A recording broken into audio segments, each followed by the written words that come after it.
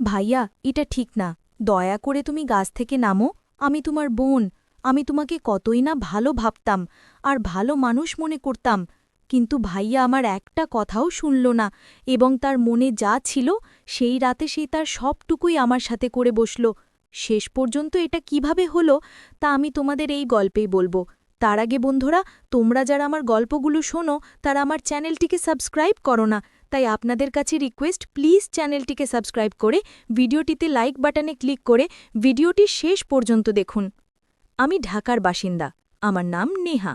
আমার বয়স ১৯ বছর। লোকে বলে আমি দেখতে বেশ আকর্ষণীয়, আর সম্ভবত এজন্যই পাড়ার ছেলেরা প্রায়ই আমার সাথে নানা কথা বলতে চায়। আমার পরিবার খুব ছোট। আমি, আমার ছোট ভাই আর মা। বাবা মারা গিয়েছিলেন যখন আমার বয়স মাত্র ৭ বছর। মা বাবার জায়গায় ব্যাংকে চাকরি পেয়ে গেলেন এবং তিনি আমাদের দুজনকে মানুষ করতে লাগলেন। এখন আমি আর আমার ভাই দুজনেই কলেজে যাই। আমার সাথে যে ঘটনাটি ঘটে সেটা ৩ মাস আগের কথা। সেই দিনটা ছিল সোমবার, আর আমি কলেজে যাইনি। আমার ভাই আর মা যেমন প্রতিদিন নিজ নিজ কাজে চলে গেলেন। বাড়িতে একা ছিলাম, আর কিছু করতে ইচ্ছে করছিল না। আমি তাই ইউটিউবে গল্প পড়তে শুরু করলাম। হয়তো মনের অশান্তি কিছুটা ভুলিয়ে দেবে। ঠিক তখনই মায়ের ফোন এলো। তিনি বললেন আজ তার ফিরতে দেরি হতে পারে। আমি বললাম ঠিক আছে মা, তুমি আরামে আসো। তারপর জানি না কেন মনে খুব খালি খালি লাগতে শুরু করল। আমি বিছানায় শুয়ে পড়লাম, আর কখন ঘুমিয়ে পড়লাম তার টেরই পেলাম না। হঠাৎ আমার ঘুম ভেঙে গেল, কিন্তু আমি নড়লাম না। আমার মনে হলো যেন কেউ আমার পাশে বসে আছে। আমি অনুভব করলাম কেউ আস্তে আস্তে তার আঙুল দিয়ে আমাকে স্পর্শ করছে। প্রথমে আমি বুঝতেই পারলাম না যে এটা কি হচ্ছে, কিন্তু যেই আমি আস্তে আস্তে চোখ খুললাম, আমি ভিতরে ভিতরে কেঁপে উঠলাম। আমার ছোট ভাই, যাকে আমি সবসময় মাসুম আর শরীফ ভাবতাম, সেই আমার পাশে বসে আছে। আমি বিশ্বাসই করতে পারছিলাম না যে সে এটা করছে।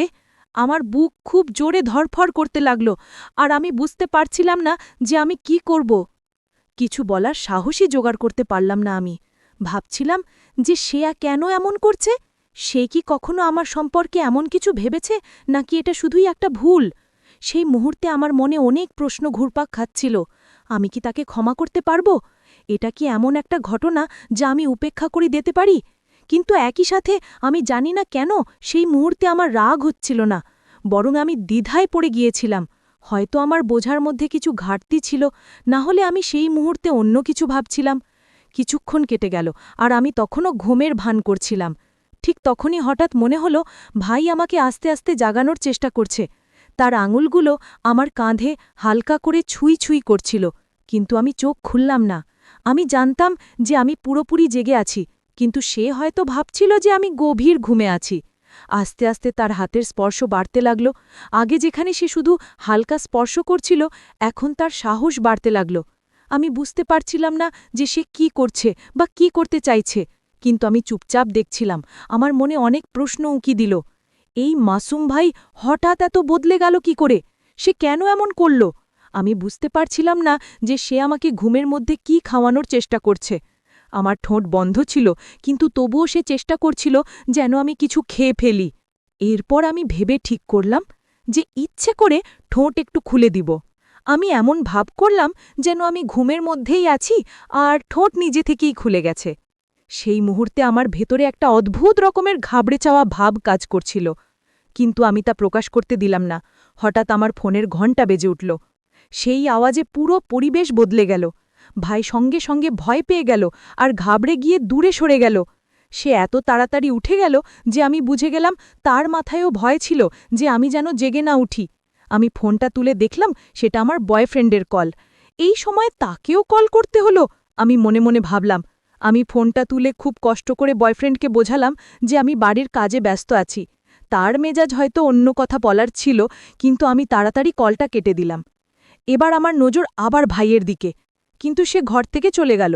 আর আমি ভাবতে লাগলাম, আমি কি তার সাথে এই ব্যাপারে কথা বলবো, নাকি এটা উপেক্ষা করে যাব? অনেকক্ষণ আমি আমার চিন্তায় ডুবে রইলাম। আমি ভাবলাম যদি আমি এটা নিয়ে কিছু না বলি তাহলে হয়তো আবার এমন ঘটনা ঘটতে পারে, কিন্তু যদি আমি তাকে কিছু বলি তাহলে আমাদের সম্পর্ক চিরকালের জন্য বদলে যাবে। তারপর আমি আর থাকতে পারলাম না। আমার মনে একটা অস্থিরতা কাজ করছিল, আর আমি ভাইয়ার সাথে কথা না বলে নিজেকে সামলাতে পারছিলাম না। আমি ভাইয়ের ঘরের দিকে এগিয়ে গেলাম। ভাইয়ার আলাদা একটা ঘর আছে, যেখানে সে প্রায়ই গিয়ে পড়াশোনা বা অন্য কিছু করে। আমি বুঝতে পারছিলাম না যে আমি তাকে কি বলবো বা এই পুরো ঘটনার মুখোমুখি কিভাবে দাঁড় করাবো। যখন আমি ভাইয়ের ঘরের কাছে পৌঁছালাম, তখন দরজা অর্ধেক খোলা ছিল। আমি আস্তে আস্তে ভিতরে উঁকি দিলাম। যা দেখলাম তা আমার চোখ কপালে তুলে দিল। ভাই বিছানায় শুয়েছিল, আর সে তার হাত দিয়ে এমন কিছু করছিল যা আমি এতদিন শুধু একটা শিশুর মতোই দেখে এসেছি। সে এমনটা করতে পারে এটা আমি কখনো ভাবিনি। 1 মিনিট ধরে আমি শুধু দরজার পাশে দাঁড়িয়ে দেখতে লাগলাম। আমার মাথায় তখন অসংখ্য প্রশ্ন ঘুরপাক খাচ্ছিল। আসলে তার কি হয়েছে?